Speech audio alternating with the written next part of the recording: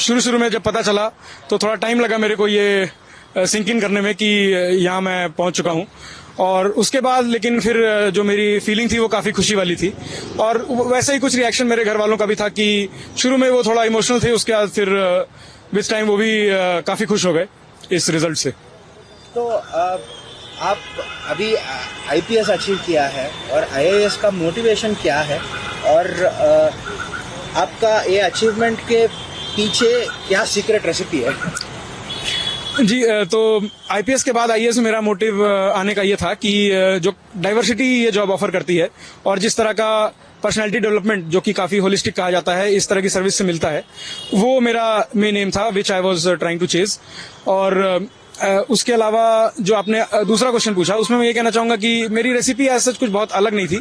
Main वही है कि आपको सेल्फ मोटिवेटेड रहना है और आपको एक स्ट्रेटजी से स्टिक करके और उसी के अनुसार आपको आगे बढ़ना है। एक जो चीज मैं थोड़ा अलग किया वो ये कि पिछले साल के जो पेपर्स थे उनको मैंने बहुत ढंग से एनालाइज किया, उनके पैटर्न्स आइडेंटिफाई किए कि किस तरह के स्टेटमेंट्स यूपीएससी सही बना रहा है, गलत बना रहा है, किस तरह के क्वेश्चंस की संभावना ज्यादा है, उस तरह की चीजें मैंने थोड़ी एनालाइज की। बाकी तो वही जो हर कोई करता है। सर, तो मैंने 2021 में अपना बीए एलएलबी ऑनर्स कंप्लीट किया था Gujarat national law university Gandhinagar से, एंड सिंस देन मैं प्रिपेयर कर रही हूँ सिविल सर्विसेज के लिए।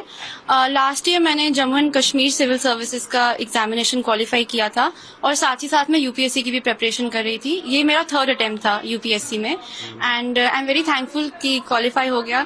आई थिंक रैंक तो कोई एक्सपेक्ट नहीं करता है कि इतना अच्छा आ जाएगा, सबका यही एम होता है कि लिस्ट में कहीं पे नाम आ जाए। सो सर्टनली काफी ओवरवेलमिंग फीलिंग है अभी। तो मन में हमेशा से यही था कि मैं कोई ऐसी जॉब ज्वाइन करूं जहां पे मैं पार्ट ऑफ द सोल्यूशन रहूं rather than being a part of the problem. क्योंकि बचपन से ही मुझे ये, मैं अपने पेरेंट्स से पूछती थी कि ये प्रॉब्लम ऐसी क्यों है, सड़क क्यों है खराब, या हमारे घर में क्यों नहीं है टेलीफोन का कनेक्शन। तो वो कहते थे कि प्रॉब्लम मत बनो, सोल्यूशन बनो, डीसी बन के करना खुद सॉल्व। तो वो मुझे ऐसे बोलते थे, तो फिर वहां से मेरे दिमाग में आया कि चलो let's try to be a part of the solution. सबसे इम्पोर्टेंट है टू बी फोकस्ड। अपना एम क्लियर होना चाहिए लाइफ में कि क्या करना है, और अपने हार्ड वर्क सबसे इम्पोर्टेंट है। डिसिप्लिन से, कंसिस्टेंसी से हार्ड वर्क करना यूथ के लिए सबसे ज्यादा इम्पोर्टेंट है मेरे ओपिनियन में। कितने घंटे पढ़ाई की जाती है? अप्रोक्सीमेटली मैं कहूँगा 6, 7, 8 घंटे ऑन एवरेज। कभी ज्यादा भी हो जाता था, कभी कम भी हो जाता था, बट अगेन कंसिस्टेंसी और डिसिप्लिन के साथ मैं इंश्योर करता था कि एटलीस्ट ऑन एवरेज 6 से 7 घंटे तो मैं पढ़ाई करने की कोशिश करता था सर। मेरे को लगता है कि आजकल यूट्यूब पे और ओपन सोर्स बहुत सारे कोर्सेज अवेलेबल हो चुके हैं, एंड पर्सनली मैंने कोचिंग नहीं ली थी। I think it is possible कि बिना कोचिंग भी बच्चे निकाल सकते हैं अगर सही गाइडेंस हो, सही लोगों से आप इन टच में रहें और करेक्ट स्ट्रैटेजी से स्मार्ट वर्क के साथ पढ़ाई करें, तो it is very much possible. मैंने ये तो कभी नहीं सोचा था कि टॉप 20 में आऊँगी। हर एस्पिरेंट की तरह यही आशा थी कि बस लिस्ट में नाम आ जाए। तो ये बहुत ही बड़ा मोमेंट है मेरे लिए भी और मेरी फैमिली के लिए भी। तैयारियां की गई, आप लोग कितना चैलेंजेस था ये? एक्चुअली ये मेरा सेकंड अटेम्प्ट था और मैं तैयारी 2021 से कर रही हूँ, तो अभी 3 साल हो चुके हैं। और चैलेंजिंग रहा है ऑफ कोर्स ये पाथ, क्योंकि बहुत आइसोलेशन में रहना होता है, अकेले रहना होता है, सोशल लाइफ पे बहुत सैक्रिफाइस करना होता है। लेकिन इसके बावजूद मैं समझती हूँ कि फैमिली और फ्रेंड्स ने काफ़ी मुझे सपोर्ट किया इस जर्नी में। अच्छा, जब तैयारी कर रही थी तो लग रहा था कि टॉप 20 में इस तरह से रैंक आ जाएगा?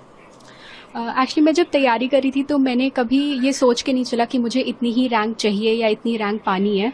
मैं हमेशा इस चीज़ में बिलीव करती हूँ कि हम सिर्फ हार्ड वर्क कर सकते हैं, बाकी रिजल्ट्स ऊपर वाले के हाथ में होते हैं और लक ऊपर वाले का हाथ में होता है। तो टॉप 20 कभी माइंड में नहीं था, वो तो बाय गॉड्स ग्रेस ऐसा हो गया। इस पढ़ाई के लिए बहुत मेहनत करनी पड़ती है, कोई छोर नहीं है। एवरीथिंग अंडर द सन इसका सिलेबस है, तो उसको क्वांटिफाई करना तो बहुत डिफिकल्ट हो जाएगा, बट डेफिनेटली थोड़ी सी भगवान की लक दी हुई और पढ़ाई से ही पॉसिबल है।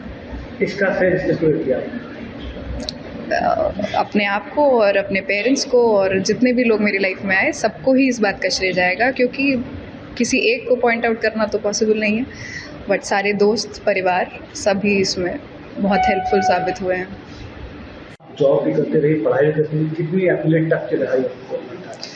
देखिए फिर वही है कि जॉब के साथ पढ़ाई करने में मेरे सीनियर्स ने मेरी हेल्प की, मेरे बैचमेट्स ने मेरी हेल्प की और उन सभी ने कोशिश की कि मैं पढ़ाई भी कर सकूं और जहां मैं काम कर रही हूं वो भी अच्छे से हो पाए।